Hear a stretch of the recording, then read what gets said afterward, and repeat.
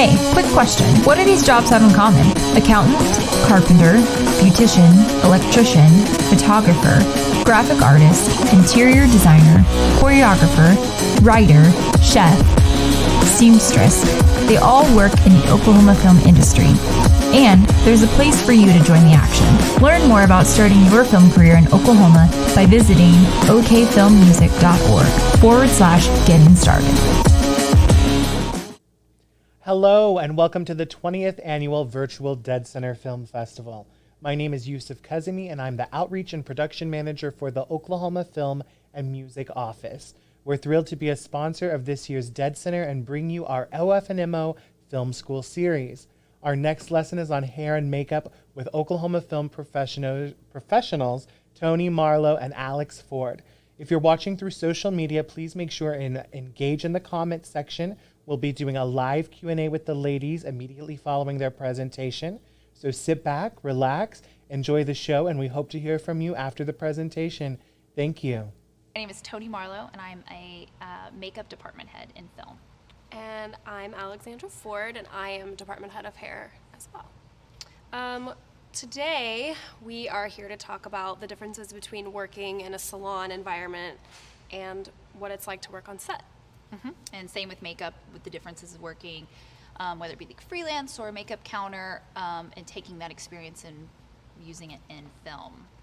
Really, we just want to make sure to help everyone know the differences. And if you think that you would want to transition into film, we want to talk to you a little bit about our jobs because it's quite a bit different than the traditional like beauty world environment. And we're definitely looking for more people to work with us and to learn how and what it looks like to be on set. Absolutely. So, So there's a reason that there's two of us. So like I said, I work in makeup, Alex works in hair.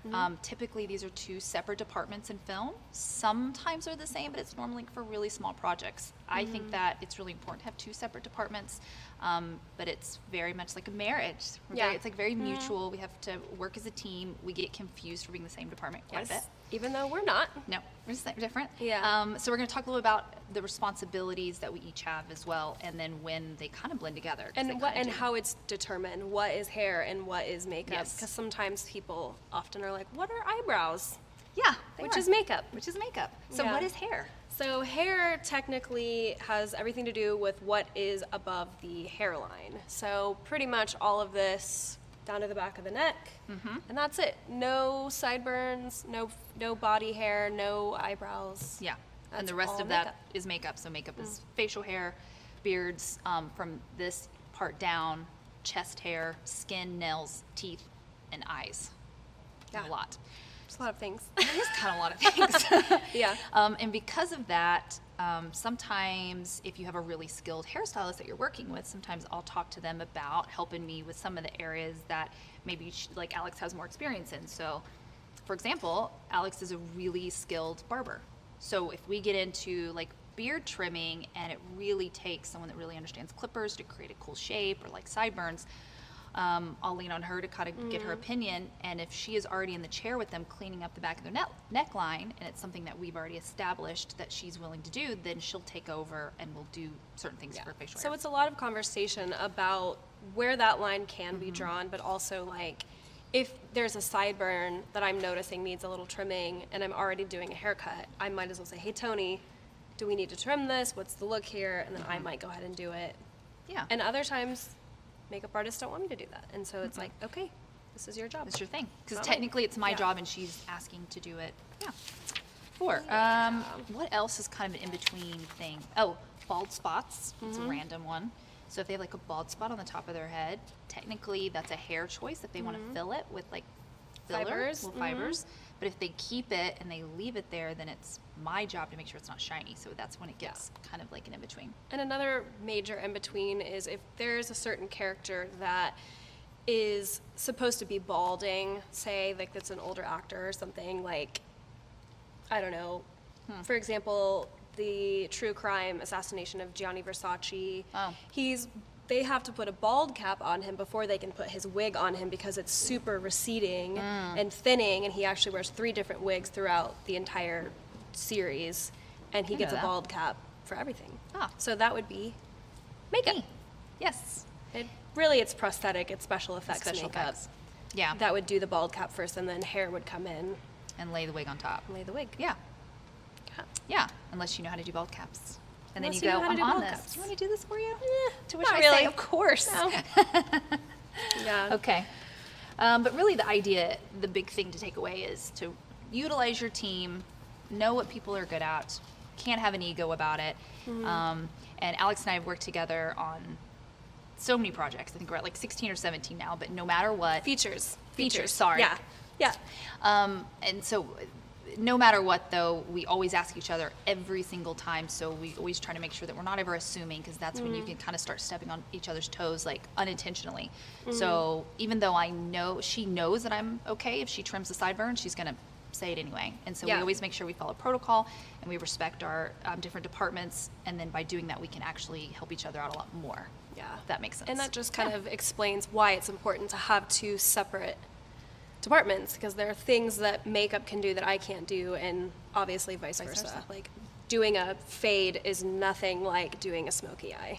It's really not the same at all. Exactly. So there's a huge reason why we have separate departments. And so kind of to get more into actually working on, say, a feature. So we have pre-production, right? So big part of what we do is pre-production. So we have to decide, like, what are these people going to look like? How many days are they going to be on set? How many scenes are they going to be in? And a lot of that comes with doing a script breakdown. So, excuse me. So there's a lot of different ways of doing breakdowns, and I've done a few different ways, and I've kind of gotten to where I'm really excited about this continuity app that I use. It's called Sync on Set. It's amazing. It is not free, and you definitely have to buy it per Every production every single time. But if you can afford it, and if you're on a certain kind of job that allows it, it does a lot of breakdowns for you. Now, if you don't have that, that's fine. But you basically And have you to can use my app. You can use a different app, or you can literally go through the script for every single character, and you basically are documenting every scene that that person is in and what's coming. Yeah. So It's up to script you. breakdowns are huge. Pre-production is huge. Pre-production is very It's important. basically the rehearsal before the big show. Yeah, exactly. And so one of the things that I find to be one of the most important parts of pre-production and doing a breakdown is you have to know what is coming and in what order it's coming. So Right. shooting days, if it's shoot day 2 and we're shooting scene 97 on shoot day 2, when we go to shoot day 17 and we're shooting scene 98, I need Right. to know exactly what that looked like. So continuity is absolutely the most important part of, I mean, it's a big part of what we do. It's a big part. It's a big part. Yeah. So, and then you also have like supply budget. You have to be able to manage what you're going to need for the duration of the show. So you can't go and spend all of your budget week 1 if you're shooting for 7 weeks. You know, you have to know what's coming. You have to know how many wigs you're going to have to buy and how many stunts there are going to be. And, you know, there's going to be a separate budget for wigs, and there's going to be a separate budget for hair and for makeup and for special effects. Right. And sometimes on smaller stuff, especially in Oklahoma, you're given like just one number, and it's really up to you, and it just takes time, and it takes experience to be able to look at that number, break down the script quickly, or just get a quick general basis, and then be able to go back to the producers and the director and give them your concerns. Because you really have to give people realistic expectations to what you can do and what they're expecting. And there could be, by the way, wigs are expensive. Let's just put that out there. Yes. Stunt wigs can be cheaper. Yeah. But if the If you're going to characters have to see wig, a real Yeah. character, a real actor in a wig, it's going to be expensive. And- For it to look nice and look real and not look like a wig. yeah, and special effects are expensive. So Yeah. that's 2 big notes, that if you were reading a script and it's going to involve a wig or special effects, that most likely you're not going to have enough money. Just throwing it out there. But it just depends on the project. Like, if you're working on an unlimited budget, then it doesn't matter. But you still have to know what's coming, and you still have to know what it's going to look like and how you're going to do it, and how many Exactly. times you're going to see it on camera. You have to know what's coming. Yes. The importance of all of that. And that goes into prep as well. You get certain paperwork that tells you how many times the actor's going to play per day. It gives you the schedule of what you're shooting those days. And so when you are given the budget, it's important to break that down and figure out how many pieces you're going to need, like in a prosthetic, say, situation, a special effects situation. It's important to know how many times you're going to have to see that actor in that cut or in that effect, so that then you can kind of go back and go, this is how much it is per thing. And that also helps when it comes into designing what you're going to do, sometimes with what the script says and what you can actually do with the budget. It involves you to get creative. So I think the pre-production process can be like creative, meaning you get to really think outside the box and figure out how to make these things come to life with what you've got, with the tools that you've got. Yeah. Yeah. And another thing that I think is equally as important is you really have to read the script like three or four times. Really? I think so. I mean, for me, like I So do you find read it myself, all the way I read it once all the way and through ta- once. take no notes? No notes. I just read it all the way through, and then that's when I go back and I read it again. Okay. And I then start taking a little bit of notes. Okay. And then it kind of goes from there of like, okay, I need to know more about this character, so I then go in and I read those specific scenes, so these specific moments of, okay, is this person going to be going to a wedding? Are they then going to dinner after the wedding? Like, what are those changes going to be from being in a wedding look to being in a diner after the wedding? Right. So then I kind of think about those types of things, and that's when I start designing as well. How do you do it? I do. So if I have to read the script and then do an interview, which happens sometimes, where they send you a script and then you interview in like 4 days, which means you don't have the job.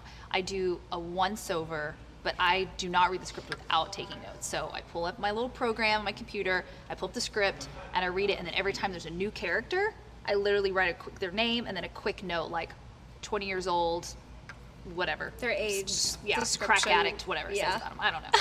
I make a quick little note, and then I go down. So I do a really initial breakdown the very first time I read the script. Then when I get the job, then I do a thorough breakdown the second time, and then sometimes that's the last time, like I read it.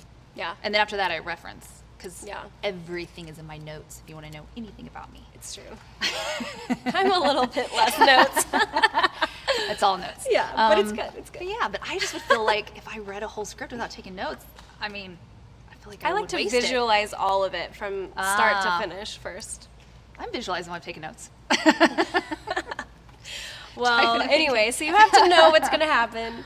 And you also, one thing that is important to take note of is when they're, for hair and makeup specifically, when there are going to be these giant party scenes, there's going to be giant restaurants and there's going to be tons of people. That's a big day for us because we have to make sure that everybody looks a certain way. If it's Right. 1960 and we're all sitting in a diner, all of the men are going to have a very specific haircut. And I Yeah. have to think about how long do I have to get 30 people, full haircuts, how many stylists do I need? That's how many man days I have. Yeah. How much can I pay these people to do this job for me? What's going to happen? Like that's a huge yeah. part of what you have to know when you're doing prep. Yeah, and So- club scenes. There always seems to be a lot of club scenes sometimes, and they want 200 people in this packed club. Glam face. Full glam. That's what I think Yeah. of. That's a lot of people. So yeah, you have to think of that. You have to take note of that. That also goes into your supply budget as well. And if that particular scene is a long scene, or there's like 10 scenes at the club, that could be shot over the course of, a couple of days. So you have to kind of keep all that account. Yeah. You want to talk about actors? Yeah. Okay. Go for it. Oh, me. Okay. You go. So, so we do everything we just said. You have the notes, and you're talking to people, and you're breaking all this stuff down. Well, then, normally at that point, when you're doing all that, you don't know who the actor is going to be that you're working with. So you're visualizing who this character is, and you're learning about this person, but you don't actually know what they look like. Who it is. Right. Yeah. So then at some point you get a breakdown on every actor and their contact info. So at that point you have to go through and you contact them. And I normally start with just like an introductory email, just something really short and simple that introduces myself, and I ask about allergies and do they have any preferences, and then I kind of open invite to like talk about their look. Sometimes they don't respond at all. Sometimes you have to talk to their agent and you're not allowed to talk to them. Sometimes they respond in minutes, and sometimes they call you right away. So it can go all over the board. The important thing is that you reach out, you let them know that you're willing to talk about it. And then that normally changes sometimes your budget as well, because they could make requests that are really expensive. Yeah. Or they could come up with ideas that they want about their character, and then at that point you have to go back to the director and the producers, and so that changes your overall design. So you could read the script 4 times and then realize everything that you planned for might change. And a big thing for me in that situation is if we're going to be shooting a stunt on day 1 and I need to have a stunt double ready to go day 1, I need to get pictures. I need to get actual real selfies of people, not their headshots, to know what they actually look like when they're going to roll into set on day 1 and need a stunt double. Yeah. So you say, hi, A-lister, can I get a quick huge selfie of you? Yeah, and it's like, they're like, well, can you just get a headshot? And it's like, well, I can use Google and get a headshot, yes. However, your headshot probably doesn't look like what your hair looks like today. Right now. So that's a huge thing in prep for me, specifically in hair department, is if we're going to have a bunch of stunt doubles or body doubles, I need to know way before we're starting. I bet their hair color, too, you always have to know what their hair, It's always changing. actual hair color looks like. Yeah. So You do get a lot of selfies from actors. I have to. Yeah. I need to know what they look like. Yeah. So we always talk about beards when I talk to guy actors. Beards. Like, what's your stubble, your current stubble look like? I get at, like, so I'll get selfies with that of like, what do you look like right now? And then we decide if they should shave or not shave by test look. So that's something too. It's a good point. I didn't think about that. So is if you think that you want them to be scruffy at all, even kind of, as soon as you contact them, tell them to stop shaving. And then when they get there for the test look, you kind of then can figure it out. Yeah. And you may shave them. And So what so else? speaking of test looks, Uh-huh. a big part of prep is going to be doing your tests. So what kind of happens is we design an idea or a look for every character, right? So we're the department heads, so our team that is going to be working with us, we basically give them instructions for every single person that that's going to be seen on camera. Yeah. And what Toni and I will usually do is test looks. So before we actually start shooting, we will discuss with the character or with the actors, producers, directors, everybody about what we're actually going to be doing and what we're going to look like. So Do we talk about what we're actually going to be doing, or we talk about all the feelings that they are? Do you know what I mean? it's a little bit of He's both. like this. And Yeah. He floats through the air like this, Yeah. and he acts like a tiger, or whatever. They give you lots of. I feel like sometimes we get a lot of emotional words, and they're like, Yeah. so make them like, aggressive, broken on the insides, like kind of sad, but kind of angry. And you're like, okay. Okay. So short hair or long hair? Right. Up or down. Are they going to be doing backflips or not? Yeah. Is it going to be windy? Is there a tornado in the movie? Okay. They're like, well, there's a tornado because it's their inner turmoil. Right. So we have to take a lot of these feeling words and turn them into like what that actually means in real life. Yeah. So I think it's also important to know if you're interested in coming into film and you're, say, a hairstylist or a makeup artist at a counter, that when you are working with a department head, these are not your designs that you're doing, and that's a switch. You really have to think of it differently, and you are painting someone else's picture, and that picture is actually the director's, and then the department head of hair and makeup is then like creating that design with the director, and all you were doing is your hand with a paintbrush, and you have to really Facilitating. all you're just facilitating, and that can be hard. I was told that too when I first started, but it really hits home to you when you literally, they're on bigger productions that I've helped on, like you have no say.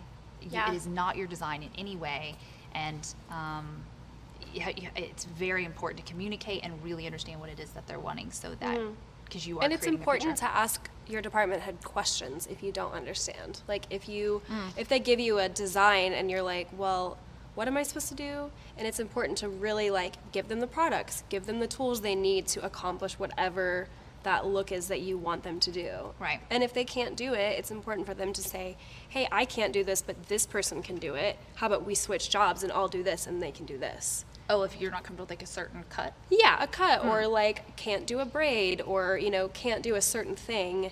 Oh, it's yeah. important to tell your department head, hey, I can't actually do this, but this person who is on set with me or whatever can, or Do you mind if whatever. we swap? Oh, Yeah, we I can never switch. thought of that. Yeah, it's good to be honest about it for sure. Yeah. And to definitely not be offended if your department head comes in and completely redoes your job.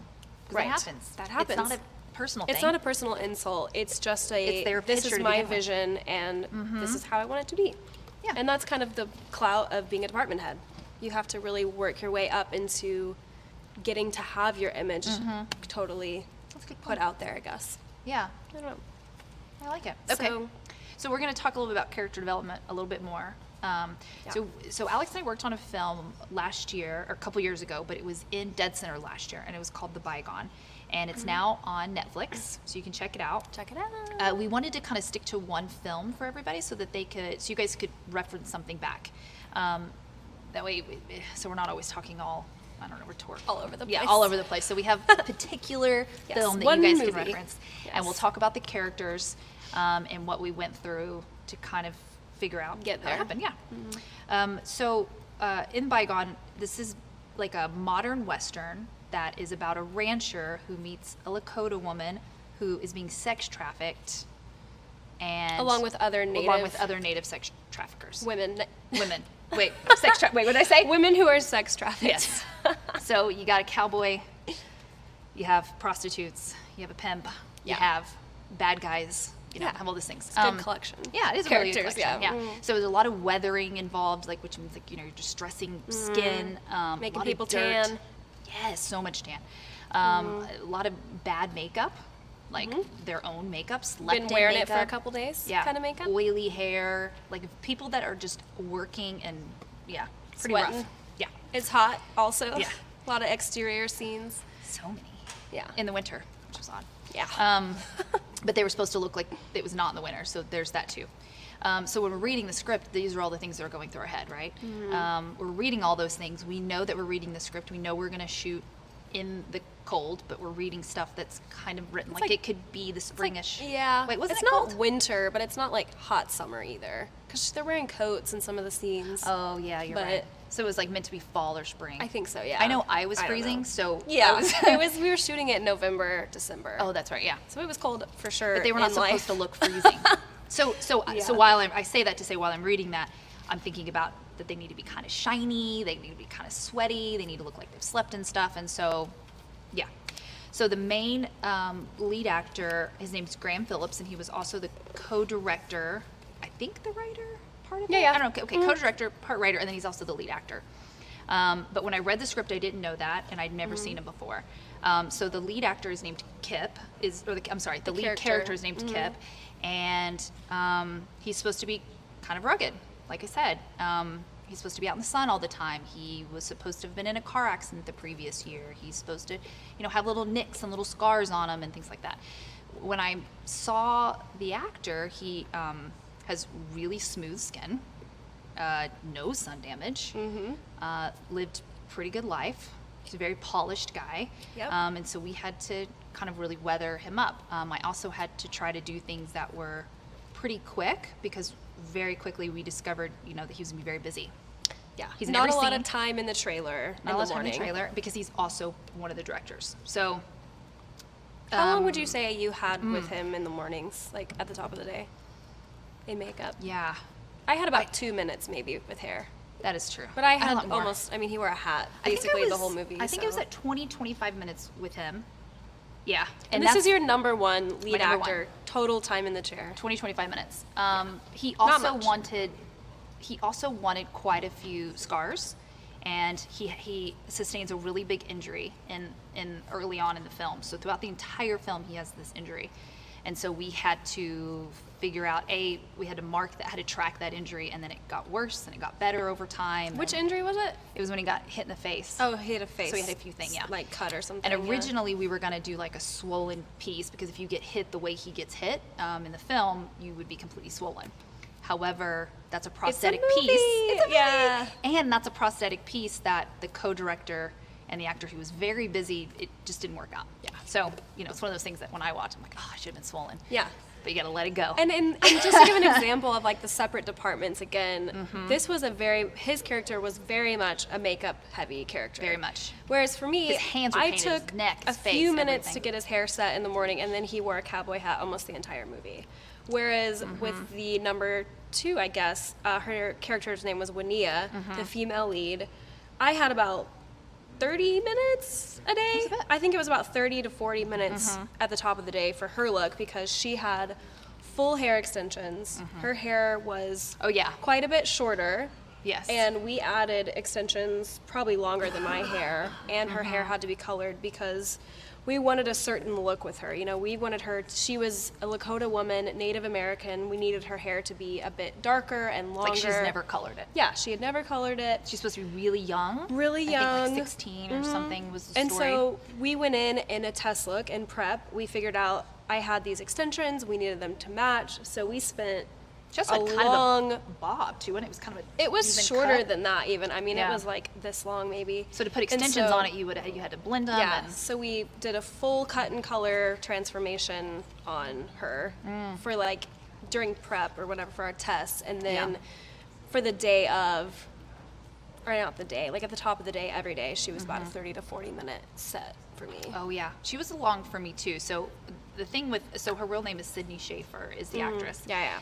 And so you read the script and you hear about she's supposed to be a young girl that didn't really come from very much. So you know her general like health and like upbringing is maybe a little rough around the edges, and then is taken in by this pimp and is addicted to drugs. She's addicted to drugs. Doesn't sleep much. She's being trafficked, and so she's supposed She's to not just leading be the a little- most healthy life. Yeah, it was healthy life.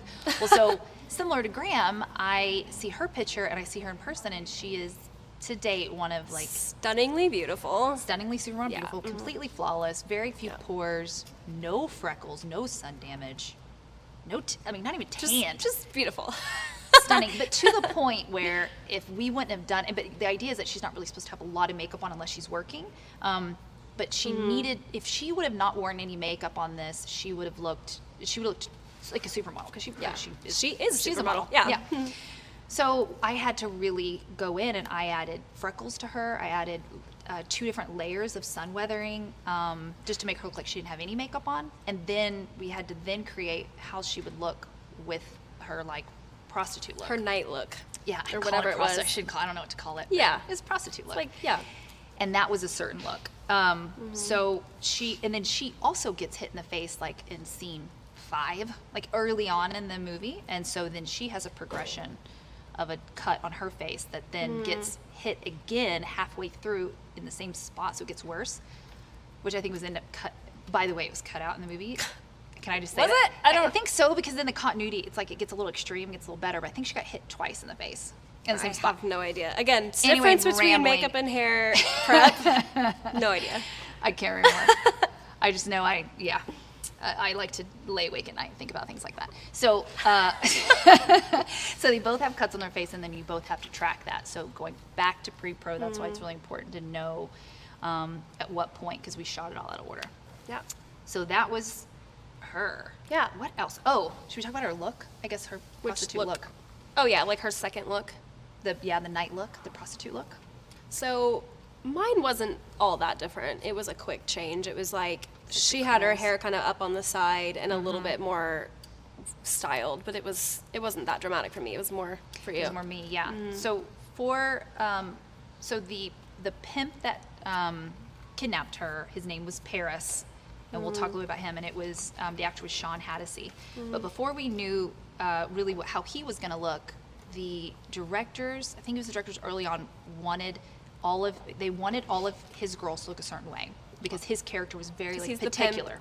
Yeah, and his character was supposed to be very particular, and he was like all about, I don't know how you say it, quality control. Like he wanted them to look uniformed. They all looked a certain way. All the the girls. So I had to figure out what that look was. So he had all of his girls had a tattoo, which we had custom designed, and they all had a tattoo, and they all had blue eyes because his character had blue eyes.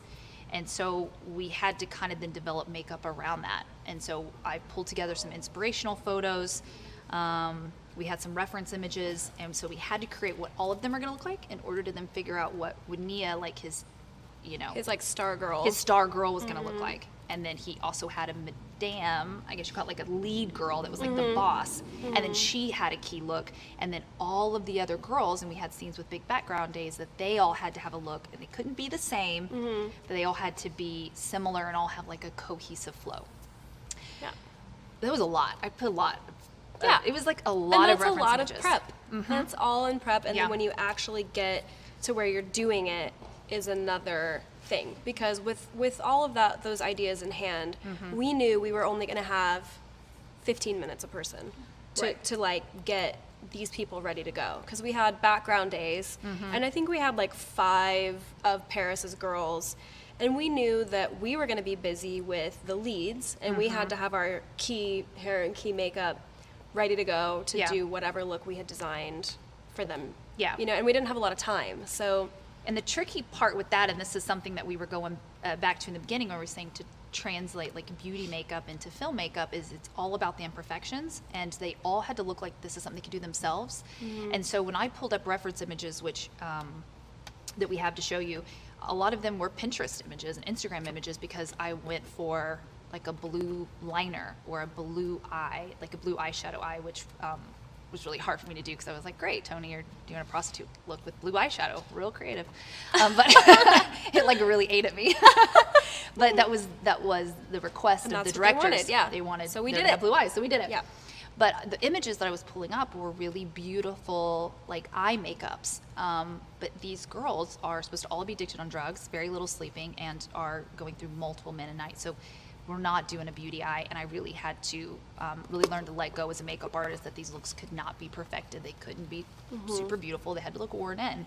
And I had to tell all of my day players, people that were helping us on those big background days, who were all very established and amazing makeup artists, that it can't look great. We have to get the point across, but it's meant to be sloppy. And that's the biggest difference between working, say, at a makeup counter or at a salon, of like, when you go to a salon and you get your hair cut and styled at the end, it looks perfect. You know, it's in every hair is in place. There's nothing out of place. Whereas if we're trying to do a scene where there's prostitutes who have been working at an oil field all night long, and then they leave the scene, they're not looking perfect walking out of that room, you know? Right. And so that's the biggest difference of, you know, if you're working on set, you have to know that it's important to not make people look perfect, and to not overstep and get in the way of creating a scene and an experience on camera that isn't just like your daily life. Right.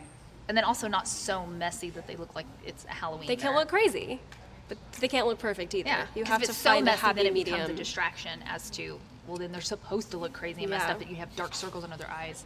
Oh, which is something else I added to Sydney, by the way. She didn't have any kind of darkness under her eyes, which is like not real Unheard life. of. She's not human. So in every image, she has a little bit of like color under her eyes. It's like the subtle things to kind of bring out some of that like heavier moments. I just had to say that because I'm thinking about all the little details I did to make her look like a human on Earth, because she was quite flawless. And one of our other actors that we had mentioned, Paris, characters, Paris, he was like the pimp. Sean Haddisy is the actor. And who we also didn't know we didn't know what he looked like until really close to shooting. Yeah, I don't remember. But what I do remember is his hair, is really curly, really curly hair, and we decided to do sort of like a rockabilly pompadour look on him, which for me was really fun, because it was like a greasy sort of look. And so every day we would do a blowout on his hair. We would blow dry it to give it a lot of volume on the top and straighten it all out, and it was kind of long in the back and like really greasy looking. And so for me to get to spend that time with him is really cool, because he hasn't ever really had that sort of hairstyle that I can recall in any of his other work, and he has a pretty extensive career. And he's always been curly. Curly hair, so that was kind of a cool thing to really change his look from Sean Haddisy into Paris, this like bad guy kind of thing. And he was just really great to work with, and someone who really wanted to look different. He didn't want to have his same hair that he always had, and it was important to him to look different and not be just this person, but really go into the character. Yeah, he didn't want to be who he was at all. Right. He normally plays like cops. Does he play a cop on the Kingdom? No. No. He's just like a brother, kind of bad guy. He plays, he's cops, but he plays like a nice guy a lot of times, sometimes. And so I think he really wanted to go far with this. He was also supposed to be kind of a weathered, kind of tough guy, obviously, for the script. That had bright blue eyes that everyone knew him for. He does not in real life, so we had to have contacts made for him. He's naturally very fair complected, not redhead, but he's fair and has freckles. Like could have been maybe as a kid. I say that to say He's fair. He's fair. He's very fair. And so we made him several shades darker and weathered him. We did this thing with his eyebrows, to make his eyebrows like more pointy, so that he could kind of, everything was kind of like very shadowed, and he had like a scowl. And so he was surprisingly, as someone who, like, when he was done, his final look, you would just assume he was maybe 10 minutes in the chair. It's a guy with dark brown hair, straight and suntanned, and he was actually pretty extensive. Yeah. And so I think it took me about 20 minutes to do his hair, which is a long time for a short men's hairstyle. Yeah, it really was. I think I was a Usually good it's 15 about 5 minutes. minutes. And I was a good 15 to 20 for, and you'll see the pictures of it, for someone who's not supposed to be wearing makeup at all. It is not supposed to be a character look. He took more time. It takes so, time. So to say that our jobs is, we do a lot of work to make it look like nothing is definitely It's not as easy as it looks. So we talked about the Paris girls. Talked about Paris girls. And how they all have, they all had kind of a distinct style that we needed everyone to kind of replicate, but everyone also had to have their own look within that. They each had tattoos. So we were putting tattoos on everybody. And then Jamie, who's the is it madam, Madame? I Or is it guess. Madam? Yeah. She was the main kind of boss. Like lead girl. Her real name's Paris's Jacqueline girl. Tobini. And she was really great, and she was really game, and we had to give her a very distinct look, and she was very involved in that process of like how she would look. She wanted to look better than all the other girls, naturally. A little more put together because she was like the front of it. But also, like, She's still a little rough. she was still a little rough around the edges, and especially when it came to her hair, she had actually never colored her hair before ever, and she specifically went to a salon to have highlights put in her hair, and her hair was quite dark. Yeah. And she told the stylist, give me the worst highlights you can give me. Oh, Because I she forgot wanted about it to that. look, kind of trashy. And so her highlights were like kind of orangey, a little bit spotty. Oh, yeah. And it was very specific to what her character was. Yeah. You was that know, hard for you to see? It was so haircuts? hard for me to see her highlights. Did you think people were going to be like, ugh, who colored her hair? No, Is that because that it was hair?" so right for what it was. Yeah, it it was so right for what it was. And she wore her hair back a lot, right? She wore it kind of up and back and kind of styled, but it was very specific to what Jacqueline wanted her character to be.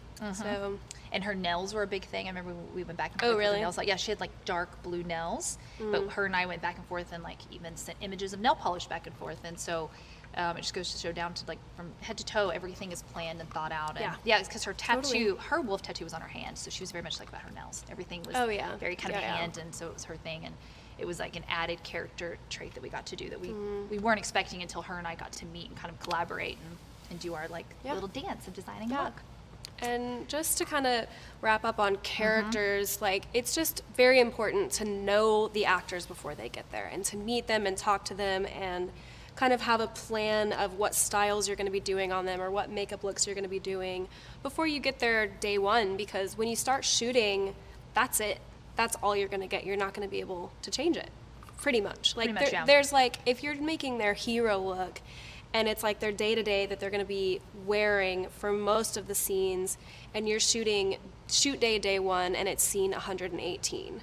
Like, I've got to figure it you out. got to figure it out. You kind of have to know what it's going to look like because you're shooting for 6 weeks.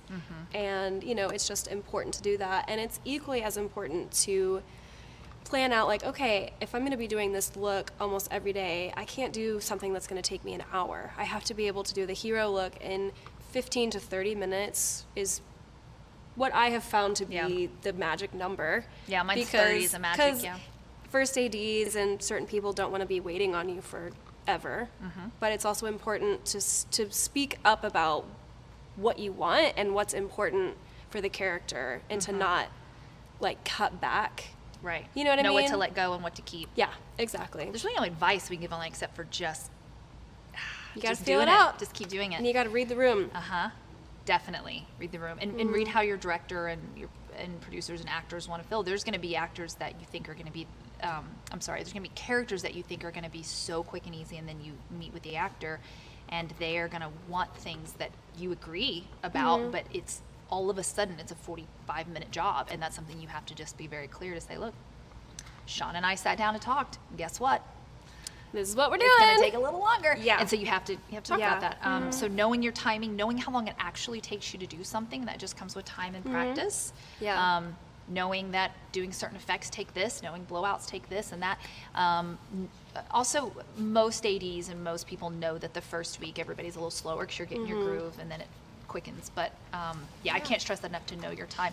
And the more that you know your time and the more that you stay on your time and how long it takes, you gain a certain level like respect and reputation with the crew, with the directors. So it just makes the whole thing easier. And that way, if you are running behind, they know that it was one day out of the 20 days you're shooting with them that you ran behind, and that they genuinely want to know, like they're more understanding about it because things do happen. Yeah. So it's important to kind of really establish that you are on it. Yeah. Yeah. And what else? just like, maybe just a few, we can talk a little bit more about like what it's actually like being in the trailer. Like when you get to set and you're. Oh, like the day in the life of. Like day in the life, How are yeah. you doing on time, by the way? Just so you know, that's off. Okay. Yeah. Great. So Let's start. typical like, okay, like typical day in the life, you get to set, you get in the trailer, you know what is coming. Like it's really important to know what's happening on the call sheet. Yes. From the start of the day to the end of the day, Yeah. and what's going to happen on set, because you need to know if you have. Should we explain the call sheet? Yeah, I mean, I guess like you're going to have a call sheet. It's going Like to your tell you Bible of the day. everything that's going to happen from start to finish. What scene, who's in the scene, how long is the scene, what are the props in the scene, like literally everything you're The going to weather, need to know. where you're going to be. Where the nearest hospital is, Yeah. like literally everything that you Where the need to sun's know. gonna set. Yeah, and so you have to know how to read a call sheet. First of all, that's like Study it. huge. That's huge. Know what shoes to wear. Yeah, and if you don't know, you need to ask. It's important to know, and if you don't know, it's just one of those things where it's like, okay, we need to know what time the actors are coming in all day, not Right. just when we need to be there, but when number one is going to be there, when the number two is going to be there, all of that. All of that, yeah. Alex and I are really big on setting the tone and setting the mood in the trailer. I'm a big fan of essential oils. Alex is a big, I like certain Yep. smells. Yeah. Alex is a big fan of music, and so we understand kind of what the scenes are for that day, and Yeah. we'll sometimes set the music to what that day is going to be like, or we set it to those actors. If we have certain actors that we know that are really into this kind of music, that's what she'll set up for the day. Smells, I keep it pretty basic, but yeah. But it's about setting the bags out and being prepared, and you're not still kind of getting yourself situated when they come in. What do you mean by setting the bags, Toni? Listen, let me tell you how to set the bags. So if I know that these three actors are coming in and they're going to come in kind of back to back to back, the bags are laid out, my station is set just so. I've got a little What's in your way. bags? What are your bags? My set bag? My set bag is. Are you asking me because I'm a Nazi about set bags? No, I'm asking you because if they don't understand that Oh, each that. actor has their own bag of makeup. And you know that I am very particular, so I'm going to Yes. tell everybody. Yes. So, each actor bag is everything that goes on their face. So for me personally, it's everything that goes on their face pretty much through the duration of all of their looks. Their brushes, they have all their own brushes, they have all their own product. It's very labeled. I like things to stay in the same place every time. I like their lips to stay in one pocket, and I like it to be also very clean so that the actor knows that I'm keeping a very clean, organized bag. And when they come and sit down, their bag's gonna be set in a certain spot, they're gonna have a certain station. And then that way, when I do have to pass their bag off to someone that's helping me, they know where everything is, and the actor's comfortable because everything is established. They're not seeing the person helping the assist digging through their stuff and putting something on them that they're not familiar with. I like to pride myself in being really consistent with my actors so that they know what to expect, and then that establishes trust. Yeah, Which is important. very important.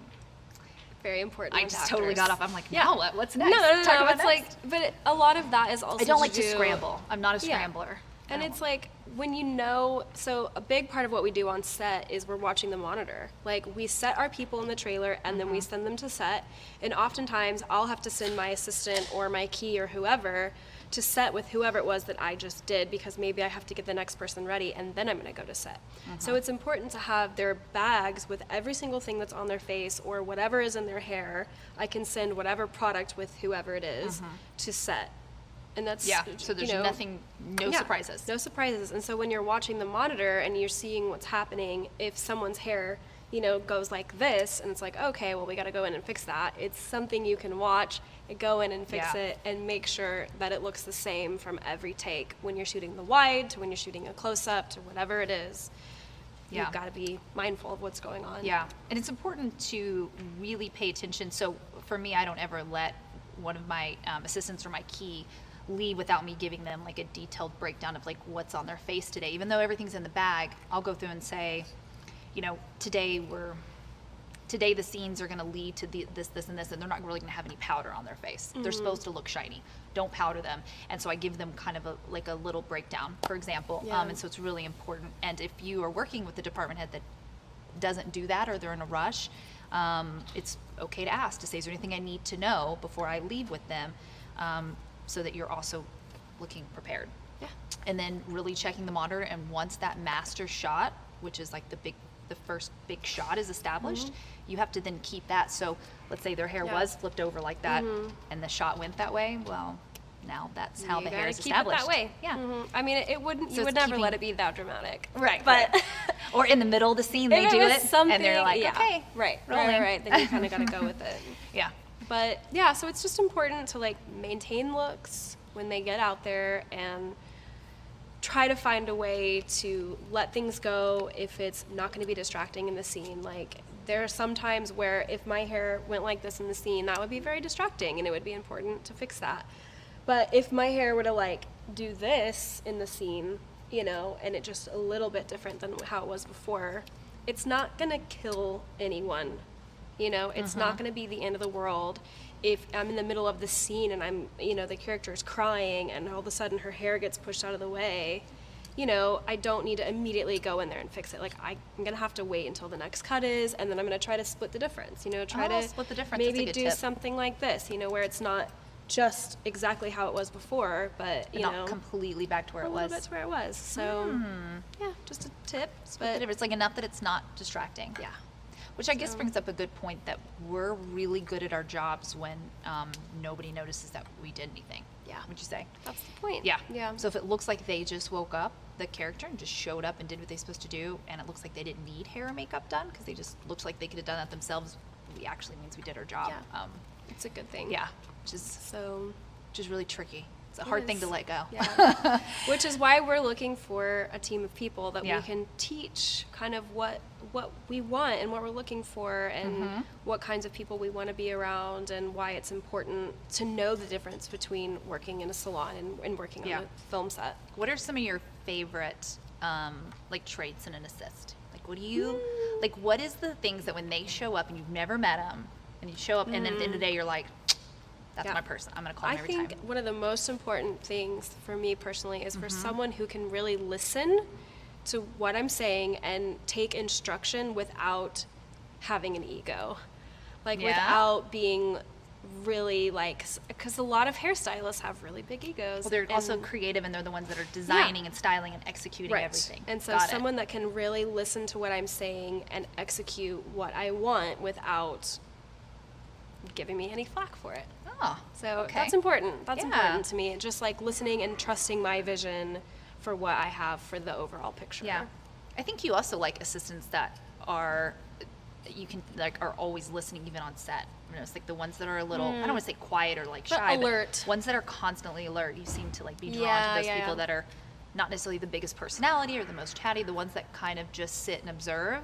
It seems like those are the people that you're more drawn to. Yeah, I like those kind of people because I guess probably because that's how I feel like I am most of the time. Like, if I'm on set, I like to know what's going on. I like to know what the other departments are doing. I want to know where the camera's going to be. I want to know where the lights are going to be. I want to really pay attention to what else is happening around me, because then I know what's coming next. Yeah. So if other people do that, and then I can say, hey, I've been in the trailer for an hour, what's happening? And they can actually tell me what's happening. You do like your breakdowns. I like that. You like to say how it's going on, and they say, we're on this shot. I do. Close up on this. We're about to Tell turn me around on everything. this person.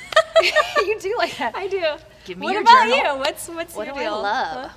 I think I like the same things. Maybe you could tell me. I like someone that's super attentive.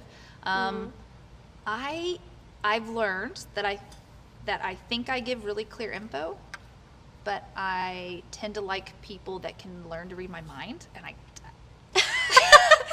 I don't think that I need that but I've learned that if people watch me enough and they work with me enough, then they'll just kind of start learning my habits, because like I said earlier, I am really consistent. So if you kind of just watch me and like maybe follow me around, Try to do like what you do. a little bit. If you do what I do, you're going to figure out that I'm going to want things before I want them pretty quickly.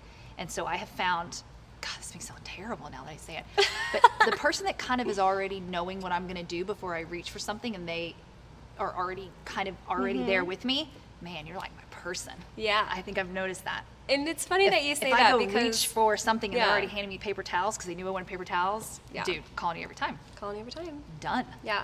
I think And that's I think it. it's good that both of us have our own teams, because I've worked for Toni before and I was like waiting for her to give me instructions all yeah, the I don't time. always do that.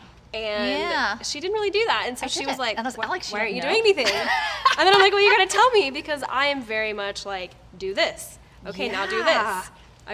I'm a person who wants direction I think before that I do helped anything. me learning. I don't do that until Yeah. you were my key or my So second. it's that I was like, important to- you didn't know that I wanted it done? Yeah. Yeah. So it's just, That's a good and point. it goes to show that like Yeah.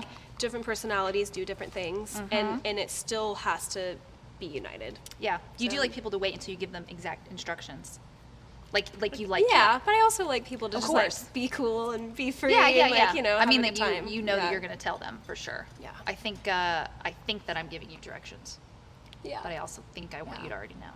But yeah, I so promise that's- I'm a good department head. Yeah, you are. What else? That's. I mean, I think that's all. I think that's mostly what we decided we were going to talk about. But there's, I don't know, going to be a Q&A, I guess. Yeah. After this, so Stay tuned. We'll be there. Bye. Hello. Hi. Welcome, everyone. Hi. Toni, Alex, thank you so much for that valuable information and your time in being here. Thank Your you. years of experience are so valuable, and as you know, this series, education's at the forefront of the Oklahoma Film and Music Yeah. Office as we try to meet the demand for the number of films that are coming here. Alex, how are you in the hair department trying to address the need to bring in new crew to train them up? What are you doing with that? I mean, at this point, we're kind of looking for interns for the hair department specifically. I can be found on Facebook, on Instagram, websites. Those, I Out mean, there. we're kind of out there, so we're definitely looking for new people that want to work in hair and makeup. Awesome. yeah. And, you both not only work in film, but have professional companies and professional lives. How do you balance and toggle between, keeping your company active and also, thriving in your film careers? Yeah.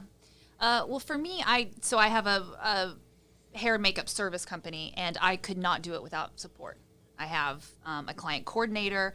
I have an amazing husband that helps. I have my hair and makeup colleagues. Everybody really supports it because we're all kind of for a common goal, and they know that film is very important to me. So the tip that I would have for people that are wanting to shift over is really creating a good structure first, and then being really transparent when you're going to a job, and really making sure that you have that support. If you're in a salon and you have clients, it's being really talking to your clients and rebooking, and so basically it's a lot long hours. It's scheduling what you already had scheduled and then rescheduling it to do the film, and just being very open and honest with people and letting people know, and not letting people down, Flexible. and being very flexible. Yeah. Yes. Yeah. Yes. Well, what's Planning one thing? is the answer. Yes. Yeah. Plan. Yes, plan, yeah. Well, I'm sorry. I know we're very brief on Q&A. I have one more quick question for you. What is one piece of advice you wish someone would have told you before jumping into the film world? Advice before jumping in. I think just being ready to, I don't know, to think ahead. I think being open to instruction and being open to taking advice from other people and asking for advice. Yes. Oh, that's actually so great because because we kind of came up in a world where like the fake it till you make it was like this motto that people would say. I'm sorry, it's BS. Like don't fake it. Just be honest. Work hard until you make it. Yeah. Talk to people about what you want to do. And and if you really want to learn something, then practice And until just you be do it. open And tell to people what you listening can to what Yeah, other people are that telling would be the you. advice, yeah. Don't pretend you know how to do something if you don't. We love all that. We love all that. Well, thank you. I'm sorry we only have a brief time No, for you're Q&A. fine. It's Can okay. you tell us where people can check out your work or connect with you if they have more questions? So I have a website, marlohouse.com. It's geared a bit more for bridal and commercial, but it's out there. And then Facebook under Toni Marlo, Instagram, Makeup by Marlo.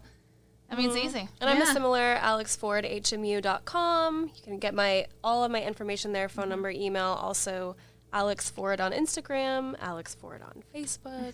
Kind of the general way. Yes. Yeah. Yeah, Perfect. so we look forward to We're meeting available. people. Well, thank you guys again for you. being a part of deadCenter. Watch She's the Eldest. You can Yes. see some of Toni's work. It's streaming now virtually. And thank you again for all you do and how well you represent our Yes, Oklahoma thank film you so industry. much. Perfect.